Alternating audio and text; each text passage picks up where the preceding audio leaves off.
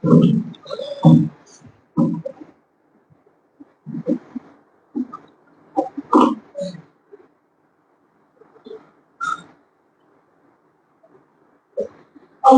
أكبر الله أكبر الله أكبر الله أكبر. أشهد أن لا إله إلا الله.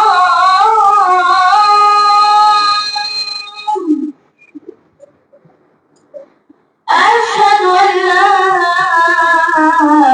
إله إلا الله.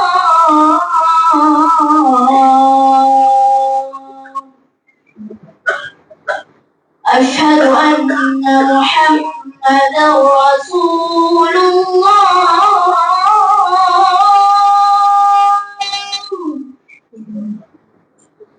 أشهد أن محمدا رسول الله.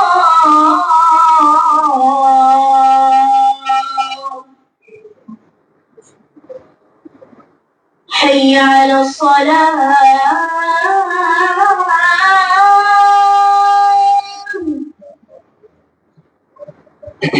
حي على الصلاة.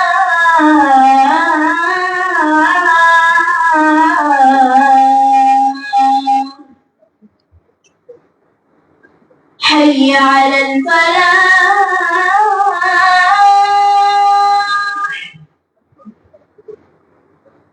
حي على الفلاح.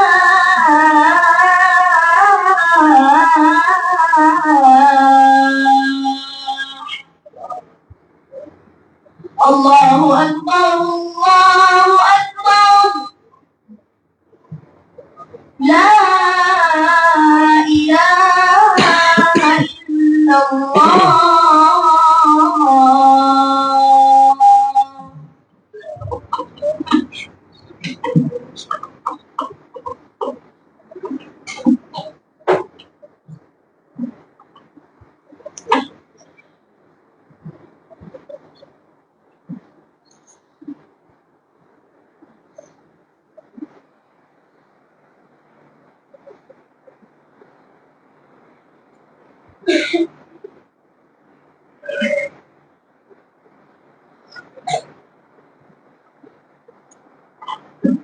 السلام عليكم ورحمة الله وبركاته. إن الحمد لله نحمده ونستعينه ونستغفره ونعوذ بالله من شرور أنفسنا ومن سيئات أعمالنا. من يهده الله فلا مضل له ومن يضلل فلا هادي له. وأشهد أن لا إله إلا الله وحده لا شريك له وأشهد أن محمدا عبده ورسوله. يا أيها الذين آمنوا اتقوا الله حق تقاته ولا تموتن إلا وأنتم مسلمون. يا أيها الناس اتقوا ربكم الذي خلقكم من نفس واحدة وخلق منها زوجها وبث منهما رجالا كثيرا ونساء. واتقوا الله الذي تساءلون به والأرحام إن الله كان عليكم رقيبا. يا أيها الذين آمنوا اتقوا الله وقولوا قولا سديدا يصلح لكم أعمالكم ويغفر لكم ذنوبكم ومن يطع الله ورسوله فقد فاز فوزا عظيما. أما بعد فإن خير الحديث كتاب الله وخير الهدي هدي محمد صلى الله عليه وسلم وشر الأمور محدثاتها وكل محدثة بدعة وكل بدعة ضلالة وكل ضلالة في النار. أعوذ بالله السميع العليم من الشيطان الرجيم. بسم الله الرحمن الرحيم. قاف والقرآن المجيد بل عجبوا أن جاءهم منذر منهم فقال الكافرون هذا شيء عجيب أإذا متنا وكنا ترابا ذلك رجع بعيد قد علمنا ما تنقص الأرض منهم وعندنا كتاب حفيظ بل كذبوا بالحق لما جاءهم فهم في أمر مريض أفلم ينظروا إلى السماء فوقهم كيف بنيناها وزيناها وما لها من فروج والأرض مددناها وألقينا فيها رواسي وأنبتنا فيها من كل زوج بهيج تبصرة وذكرى لكل عبد منيب ونزلنا من السماء ماء مباركا فأنبتنا به جنات وحب الحصيد والنخل باسقات لها طلع نضيد رزقا للعباد وأحيينا به بلدة ميتا كذلك الخلود كذبت قبلهم قوم نوح وأصحاب الرس وثمود وعاد وفرعون وإخوان لوط وأصحاب الأيكة وقوم تبع كل كذب الرسل فحق وعيد أفعينا بالخلق الأول بل هم في لبس من خلق جديد وقال الله تبارك وتعالى في موضع آخر ومن يشاقق الرسول من بعد ما تبين له الهدى ويتبع غير سبيل المؤمنين نوله ما تولى ونصله جهنم وساءت مصيرا وقالت عائشة رضي الله عنها ما كان يزيد في رمضان ولا في غيره على 11 ركعة أو كما قالت عليها الرحمة رب اشرح لي صدري ويسر لي أمري واحلل عقدة من لساني يفقهوا قولي رب زدني علما سبحانك لا علم لنا إلا ما علمتنا إنك أنت العليم الحكيم اللهم أرنا الحق حقا وارزقنا اتباعه وأرنا الباطل باطلا وارزقنا اجتنابه آمين یا رب العالمین۔ ہر قسم کی تعریف و توصیف، کبریائی، بڑائی، حمد و ثنا رب العالمین کے لیے سزاوار ہے، جس نے ہم سبوں کو پیدا کیا اور بے انتہا نعمتوں سے نوازا، جو ہم سب کا خالق، مالک، رازق اور مدبر ہے۔ بعدہ درود و سلام نازل ہوں اللہ کے تمام برگزیدہ انبیاء کرام اور رسولوں کی جماعت پر، بالخصوص رسول عربی رحمت للعالمین کوكب روز محشر محمد رسول اللہ صلی اللہ علیہ وسلم کی ذات گرامی پر۔ محترم حاضرین، اللہ رب العالمین کا بے پایہ فضل اور اس کا احسان ہے کہ اس نے ہمیں مشرف اسلام بنایا۔ اسلام کے بعد اللہ رب العالمین کے عطا کردہ نعمتوں میں سے سب سے عظیم نعمت یا یہ کہ بڑی نعمتوں میں سے ایک نعمت یہ ہے کہ اللہ تعالیٰ ایک بندے کو منہج سلف پر گامزن کر دے، اس وجہ سے کہ کل قیامت کے دن سلف کا فہم، سلف کی سمجھ اور اسی طرح سلف کا راستہ، سلف کا منہج ہی ہم سبوں کو نجات دلا سکتا ہے۔ بصورت دیگر ہمارا شمار بھی ان فرقہ ضالہ میں سے ہوگا، ان گمراہ فرقوں میں سے ہوگا جن کے جہنمی ہونے کی گواہی محمد رسول اللہ صلی اللہ علیہ وسلم نے اپنی احادیث کے اندر دی ہے۔ لہذا سلف کا منہج ہی کل قیامت کے دن نجات دلائے گا۔ اگر اللہ تعالیٰ کسی کو سلف کے منہج پر چلنے کی توفیق دے دیتا ہے، میرے بھائیوں، یہ اللہ تعالیٰ کے عطا کردہ عظیم نعمتوں میں سے ایک نعمت ہے۔ اسی وجہ سے اللہ تعالیٰ نے اس بات کی وضاحت قرآن مجید کے اندر متعدد مقامات پر فرمائی۔ پیارے حبیب صلی اللہ علیہ وسلم نے اپنی احادیث کے اندر متعدد مقامات پر اس کی وضاحت فرمائی۔ اللہ فرماتا ہے وَمَن يُشَاقِقِ الرَّسُولَ مِن بَعْدِ مَا تَبَيَّنَ لَهُ الْهُدَى وَيَتَّبِعْ غَيْرَ سَبِيلِ الْمُؤْمِنِينَ نُوَلِّهِ مَا تَوَلَّى وَنُصْلِهِ جَهَنَّمَ۔ کہ جو رسول صلی اللہ علیہ وسلم کی مخالفت کرتے ہیں، پیارے نبی صلی اللہ علیہ وسلم کا ویرودھ کرتے ہیں ہدایت کے واضح ہو جانے کے بعد، اور اسی طرح مومنین کے راستے کے علاوہ کسی اور راستے پر چلتے ہیں، نُوَلِّهِ مَا تَوَلَّى وَنُصْلِهِ جَهَنَّمَ، ہم اسے اسی راستے کی طرف موڑ دیں گے اور کل قیامت کے دن اس کا ٹھکانہ جہنم میں بنائیں گے، اور جہنم سب سے برا ٹھکانہ ہے۔ اہل علم کہتے ہیں اللہ تعالیٰ کا یہ کہہ دینا کافی تھا کہ رسول اللہ صلی اللہ علیہ وسلم کی مخالفت کرنے کی وجہ سے ہدایت کے واضح ہو جانے کے بعد ہم اسی راستے کی طرف موڑ دیں گے اور کل قیامت کے دن جہنم میں تمہارا ٹھکانہ بنائیں گے. اس کے باوجود بھی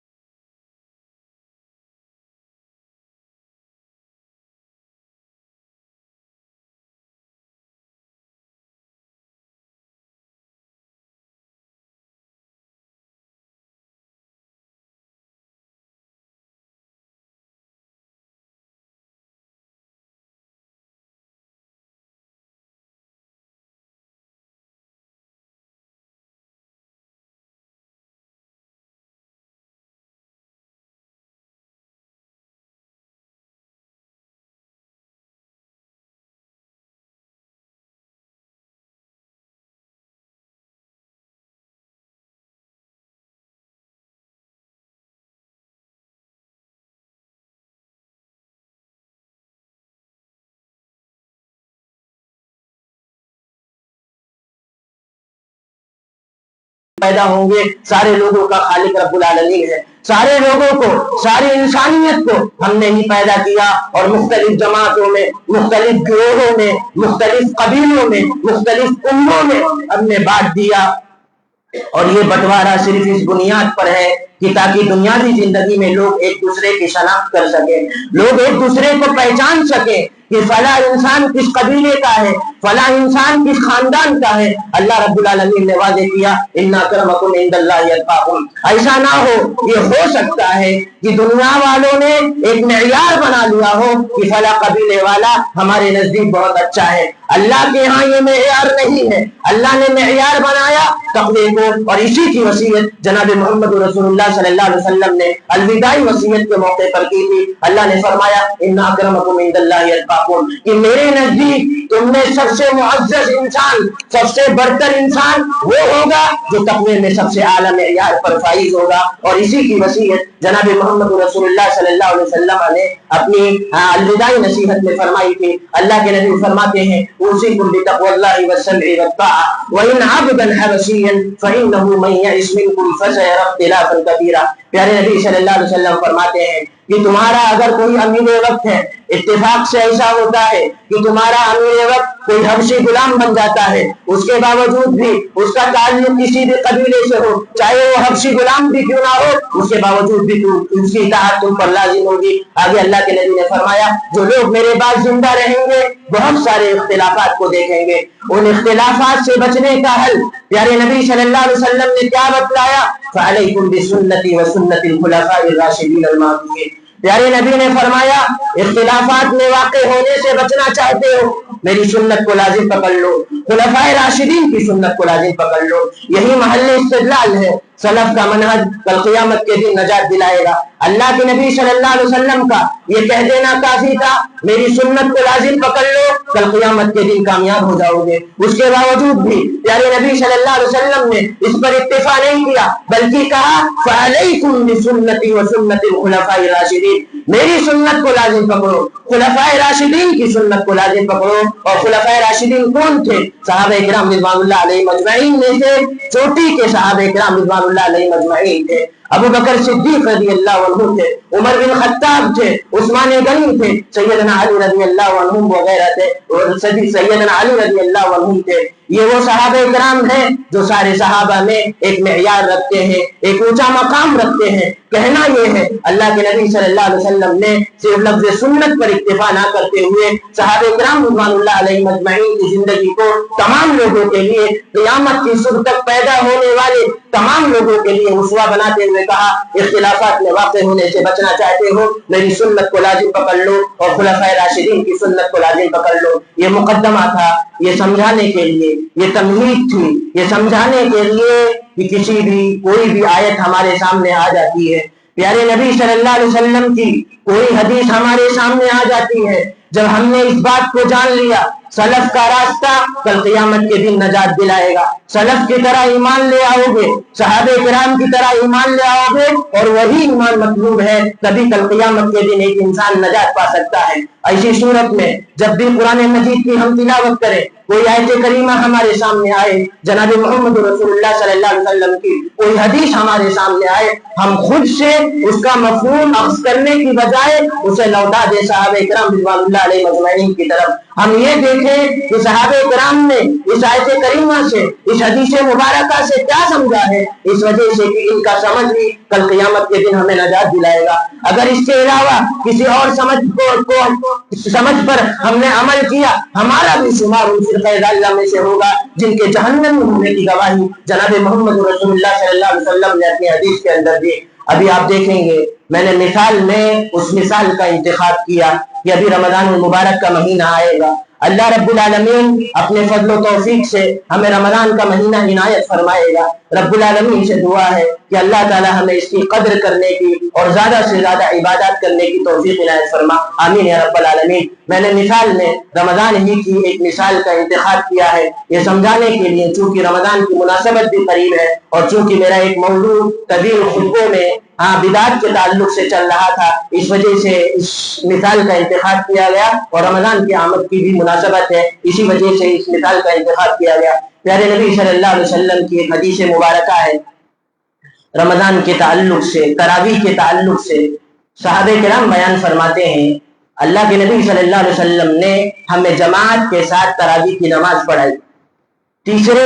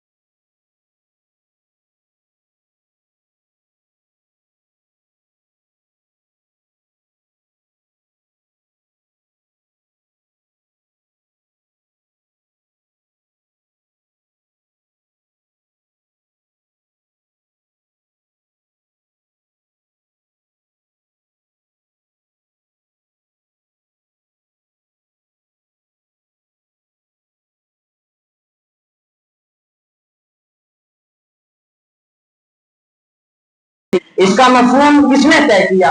ہم نے طے کیا، اور اس حدیث رسول سے یہ معنی کیا کہ اللہ کے نبی صلی اللہ علیہ وسلم نے تراویح کی نماز سے روک دیا۔ کیا ہم آپ کے فہم کے پابند ہیں؟ ہم کسی اور کے فہم کے پابند ہیں؟ دنیاوی زندگی میں لوگوں نے کسی کو اپنا امام بنا لیا ہو، اگر اس نے اس فہم کو اپنایا ہو، کیا ہم اس کے فہم کے پابند ہیں؟ نہیں۔ صحابہ کرام نے کیا سمجھا ہمارے لیے وہ معیار ہے۔ ہم کیوں صحابہ کرام کے فہم کو، سمجھ کو معیار بنا رہے ہیں؟ اس لیے کہ کائنات کے رب نے ان کے فہم کو معیار بنایا اور یہ واضح کیا فَإِنْ آمَنُوا بِمِثْلِ مَا آمَنْتُمْ بِهِ فَقَدِ اهْتَدَوْا۔ اگر کامیابی چاہتے ہو صحابہ کرام کی طرح ایمان لے آؤ۔ صحابہ کرام نے اسے کیا سمجھا؟ ابو بکر صدیق رضی اللہ عنہ کے دور میں ایسا کوئی واقعہ پیش نہیں آیا۔ غالباً سن 13 ہجری کے اندر عمر بن خطاب رضی اللہ عنہ نے دیکھا کہ لوگ الگ الگ جماعتوں میں بٹ کر کے تراویح کی نماز کا اہتمام کر رہے ہیں۔ عمر بن خطاب رضی اللہ عنہ نے کیا کیا؟ ابی بن کعب رضی اللہ عنہ پر اور اسی طرح تمیم الداری رضی اللہ عنہ پر لوگوں کو اکٹھے کر کے اور یہ کہا کہ تم لوگ ان کے پیچھے نماز پڑھو۔ دوسری رات آتے ہیں اور دیکھتے ہیں کہ لوگ ابی بن کعب رضی اللہ عنہ کے پیچھے، تمیم الداری رضی اللہ عنہ کے پیچھے نماز تراویح ادا کر رہے ہیں۔ اس موقع پر یہ جملہ کہا تھا نعم البدعۃ ھذہ، یہ کتنی بہترین بدعت ہے۔ اس بدعت کا کیا معنی ہے ابھی میں آپ کو بتلاؤں گا، مجھے یہ اصل بتلانا ہے۔ اللہ کے نبی صلی اللہ علیہ وسلم کی ایک حدیث تھی، آپ یہ سمجھ رہے ہیں اللہ کے نبی تیسری رات نہیں تشریف لائے یا یہ کہ چوتھی رات تشریف نہیں لائے، گویا کہ اللہ کے نبی صلی اللہ علیہ وسلم نے تراویح کی نماز سے منع کر دیا، یہ آپ سمجھ رہے ہیں۔ عمر بن خطاب رضی اللہ عنہ سمیت تمام صحابہ کرام نے کیا سمجھا؟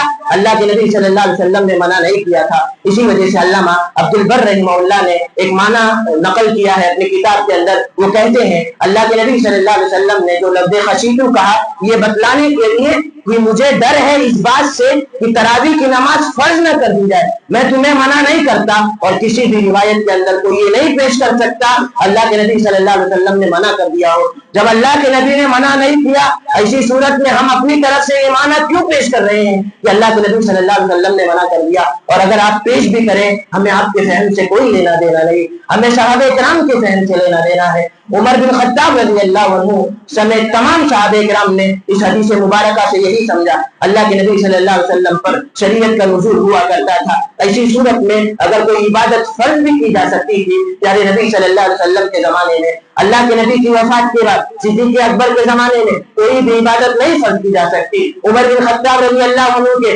زمانے میں کوئی بھی عبادت نہیں فرض کی جا سکتی۔ اور ایک شرعی قاعدہ ہے کہ اگر کوئی صحابی کسی حدیث پر یا یہ کہ کوئی ایسا عمل کرتا ہے اور ہمارے پاس اللہ کے نبی صلی اللہ علیہ وسلم کی کوئی حدیث موجود نہیں ہے، جبکہ ہمارے پاس تراویح کی نماز پڑھنے کے لیے اللہ کے نبی صلی اللہ علیہ وسلم کی حدیث موجود ہے، اگر ہم اس حدیث کو چھوڑ بھی دیں تب بھی ایک شرعی قاعدہ ہے، اہل علم نے اس قاعدے کو وضع کیا، ہاں قرآنی آیات کے روشنی میں، پیارے نبی صلی اللہ علیہ وسلم کی احادیث کی روشنی میں وہ شرعی اصول کیا ہے کہ اگر کتاب اللہ سے کوئی آیت ہمیں نہیں ملتی، پیارے نبی صلی اللہ علیہ وسلم کی حدیث سے کوئی حدیث نہیں ملتی، اور روایتوں میں ہمیں کسی صحابی کا عمل مل جاتا ہے کہ صحابی نے ایسا عمل کیا ہے اور اس کی دلیل کتاب اللہ میں موجود نہیں ہے، سنت رسول صلی اللہ علیہ وسلم میں موجود نہیں ہے، ایسی صورت میں ہم یہ دیکھیں گے کہ اس صحابی نے جو یہ عمل کیا ہے اس کے ورود میں، اس صحابی کے اپوز میں کسی دوسرے صحابی کا عمل یا قول موجود ہے یا نہیں۔ اگر کسی صحابی کا عمل یا قول موجود نہیں ہے، ایسی صورت میں اس صحابی نے اس عمل پر عمل کیا، اگرچہ کتاب اللہ سے کوئی آیت کریمہ موجود نہیں، سنت رسول سے کوئی حدیث موجود نہیں، تب بھی ہمارے لیے وہ ویسے ہی ہے گویا کہ اللہ کے نبی صلی اللہ علیہ وسلم کی حدیث موجود ہے۔ اس وجہ سے کہ اللہ کے نبی صلی اللہ علیہ وسلم نے اپنے بعد صحابہ کرام رضوان اللہ علیہ مجمعین کو معیار بنایا، اللہ رب العالمین نے ان کے ایمان اور تقوی کی گواہی دی۔ ایسا نہیں ہو سکتا کہ لوگ بدعات کو انجام دینے لگے، وہ یہ نہ سمجھے کتاب اللہ میں آیت موجود نہیں ہے، سنت رسول میں حدیث نہیں موجود ہے، فلاں صحابی عمل کر رہا ہے لہذا یہ بدعت ہے، یہ بدعت نہیں ہو سکتی۔ اگر صحابی عمل کر لے ہمارے لیے وہ ویسے ہی ہے، اگر کسی صحابی کا اختلاف وارد نہیں ہوتا تو یا کہ سنت رسول صلی اللہ علیہ وسلم موجود ہے، اس وجہ سے کہ کوئی بھی صحابی ایسا عمل نہیں کر سکتا جس کا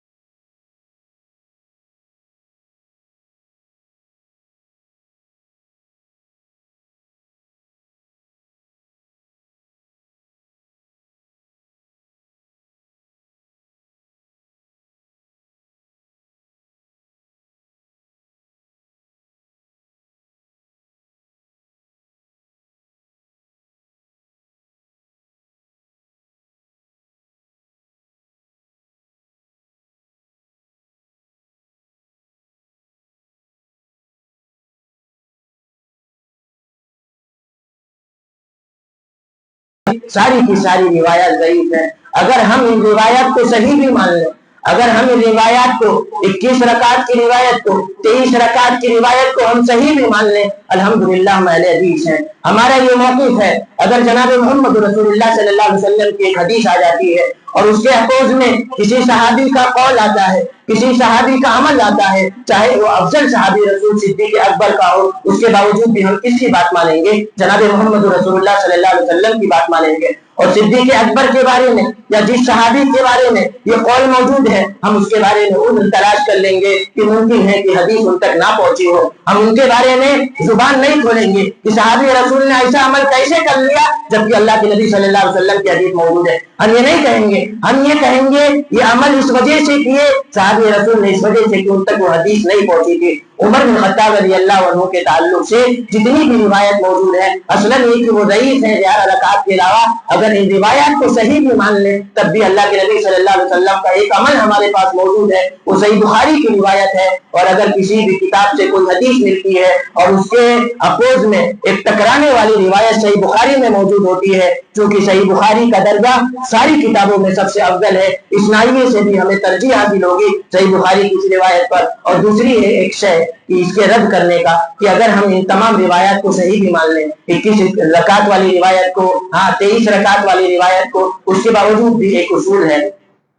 اصول کیا ہے کہ قیام اللیل یہ رات کی نماز ہے، تہجد کی نماز یہ رات کی نماز ہے. اور اسی طرح چاہے تراویح کی نماز ہو، اللہ کے نبی صلی اللہ علیہ وسلم تیسری رات اور چوتھی رات تشریف نہیں لاتے، یہ رات کی نماز ہے. اور اللہ کے نبی صلی اللہ علیہ وسلم کے بارے میں کہ اللہ کے نبی صلی اللہ علیہ وسلم نے 11 رکعات ہی پڑھی ہے، گواہی کس نے دی ہے؟ اما عائشہ صدیقہ رضی اللہ عنہا نے. اور یہ روایت صحیح بخاری کے اندر موجود ہے. اما عائشہ فرماتی ہے ما کان یزید فی رمضان ولا فی غیرہ، یہ رمضان کا لفظ اور اسی طرح غیر رمضان کا لفظ، ان دونوں لفظوں کے ساتھ بیان فرماتی ہیں چاہے رمضان کا مہینہ ہو چاہے غیر رمضان کا مہینہ ہو، اللہ کے نبی صلی اللہ علیہ وسلم کو میں نے کبھی بھی 11 رکعت سے زیادہ پڑھتے ہوئے نہیں دیکھا ہے. یہ رات کی نماز ہے، دن کی نماز ہوتی. اگر کسی صحابی رسول کے تعلق سے گواہی آتی ہم ایکسپٹ کرتے، رات کی نماز ہے. اور بیویوں سے زیادہ رات میں جو بھی واقعات ہوتے ہیں بیویوں سے زیادہ کون زیادہ جان سکتا ہے. اما عائشہ صدیقہ نے اگر گواہی دی ان کی گواہی مانی جائے گی. اگر اپوز میں کسی دوسرے صحابی کا قول آتا تب بھی ان کی بات مانی جاتی، اس وجہ سے کہ یہ گھر کا معاملہ تھا، رات کا وقت تھا اور ان سے بہتر کوئی اور نہیں جان سکتا تھا. لہذا اس ناحیے سے بھی ہمیں یہ ترجیح حاصل ہوتی ہے کہ حضرت عائشہ رضی اللہ عنہ کی اس گواہی پر کہ اللہ کے نبی صلی اللہ علیہ وسلم نے 11 رکعت سے زیادہ نماز تراویح نہیں پڑھی، اگر ہم ان رکعات کو ان روایات کو صحیح مان لیں. لیکن میں نے شروع میں یہ بات ذکر کی کہ جتنی بھی رکعت 11 رکعت کے ماسوا ہے ساری کی ساری روایتیں ضعیف ہیں. اور اگر ہم صحیح بھی مان لیں تب بھی ہمارے لیے ترجیح حاصل ہوتی ہے اس روایت کو جس روایت میں اما عائشہ رضی اللہ عنہا نے فرمایا کہ نبی صلی اللہ علیہ وسلم نے 11 رکعت سے زیادہ نماز تراویح نہیں پڑھی. ہمیں بجائے اس کے کہ 11 رکعت والی تراویح کو بدعت کہیں. بہت سارے لوگ کہتے ہیں کہ تراویح کی نماز پڑھنا یہ بدعت ہے، اللہ کے نبی صلی اللہ علیہ وسلم نے اس سے منع کیا تھا اور عمر بن خطاب رضی اللہ عنہ اس کے موجد ہیں اور ایجاد کرنے کے بعد یہ کہا تھا کہ کتنی بہترین بدعت ہے. بجائے اس کے کہ ایک سنت کو ہم بدعت کہیں، لوگ جو شبینہ کا اہتمام کر رہے ہیں اس کو کوئی بدعت کہنے والا نہیں ہوتا. آپ دیکھیں گے رمضان کا مہینہ آئے گا لوگ دین کا مذاق اڑائیں گے، قرآن مجید کا مذاق اڑائیں گے، پیارے نبی صلی اللہ علیہ وسلم کی احادیث کی دھجیاں اڑائیں گے. لوگ شبینہ کا اہتمام کریں گے، 1 رات کی 3 رات کی نمازوں کا یا یہ کہ تراویح کی نماز کا اہتمام کریں گے، 10 راتوں کی نماز کا تراویح کی نماز کا اہتمام کریں گے. اس کے بعد آزاد ہو جائیں گے، 10 رات کے اندر پورے قرآن مجید کو ختم کر دیں گے، 3 رات کے اندر پوری نماز تراویح کو یا یہ کہ پورے قرآن کو ختم کر دیں گے. میرے بھائیوں، اللہ رب العالمین نے فرمایا قرآن مجید کی تلاوت کا انداز کیا ہونا چاہیے، اس کے برخلاف آپ جاتے ہیں وہ آپ قرآن مجید کا مذاق اڑا رہے ہیں، آپ دین کا مذاق اڑا رہے ہیں. اور علامہ محمد بن عبد الوہاب رحمہ اللہ نے نواقض اسلام نے یعنی ایسی چیزیں جن کے کرنے کی وجہ سے ایک انسان دین اسلام سے باہر نکل جاتا ہے ایک شے ذکر کی تھی، من استہزأ بشیء من دین رسول صلی اللہ علیہ وسلم او سوا به او یقابل، کسی نے بھی اگر دین کے کسی بھی مسئلے کا مذاق اڑایا، چاہے اس کے ثواب کا مذاق اڑا رہا ہو، عقاب کا مذاق اڑا رہا ہو، تمام مسلمانوں کا یہ اجماعی عقیدہ ہے ایسا انسان کافر ہو جاتا. ہم آپ کو کافر نہیں کہتے لیکن آپ کا عمل کفری عمل ہے، اس وجہ سے اس عمل کی بنیاد پر دین کا مذاق اڑ رہا ہے، احادیث رسول صلی اللہ علیہ وسلم کا مذاق اڑایا جا رہا ہے. اللہ فرماتا ہے وَلَئِن سَأَلْتَهُمْ لَيَقُولُنَّ إِنَّمَا كُنَّا نَخُوضُ وَنَلْعَبُ، اے اللہ کے نبی صلی اللہ علیہ وسلم منافقین جو آپ کا مذاق اڑا رہے ہیں, گستاخی کر رہے ہیں, صحابہ کرام کا مذاق اڑا رہے ہیں, جب آپ ان سے پوچھیں گے تو وہ کہیں گے کہ ہم دراصل مذاق کر رہے تھے, کھیل کود کر رہے تھے, آپ کی توہین مقصد نہیں تھی. اللہ رب العالمین نے فرمایا اے نبی کہہ دو قل باللہ وآیاتہ ورسولہ کنتم تستہزئون, کیا آپ کو اللہ ہی ملے تھے مذاق اڑانے کے لیے؟ اللہ کی آیات ہی ملی تھی مذاق اڑانے کے لیے, اللہ کے نبی صلی اللہ علیہ وسلم ہی ملے تھے مذاق اڑانے کے لیے.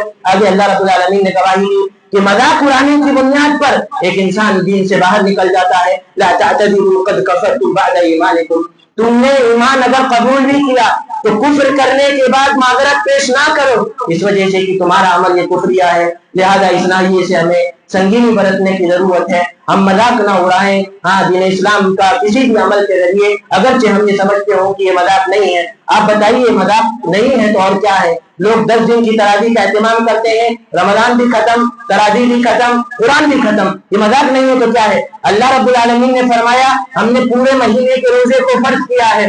اللہ کے نبی صلی اللہ علیہ وسلم کے بعد تمام صحابہ کرام, عمر بن خطاب رضی اللہ عنہ کے زمانے سے تمام سلف کے بارے میں ملے گا کہ وہ تراویح کی نماز کا اہتمام کیا کرتے تھے. اگر ایسا اس کی اجازت دے دی جاتی, کل کے دن ایک انسان کھڑا ہوگا 29 دن کی ساری نمازیں ایک ہی دن میں پڑھ لے گا اور 29 دن آزاد ہو جائے گا. میرے بھائی یہ دین کا مذاق ہے, اللہ کے نبی صلی اللہ علیہ وسلم کی احادیث کا مذاق ہے. رب العالمین سے دعا کرتے ہیں کہ اللہ تعالیٰ ہمیں اس ناحیے سے سنگینی برتنے کی توفیق عنایت فرما.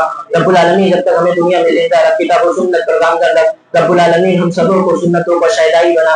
رب العالمین ہم تمام لوگوں کو منہج سلف پر گامزن کر دے.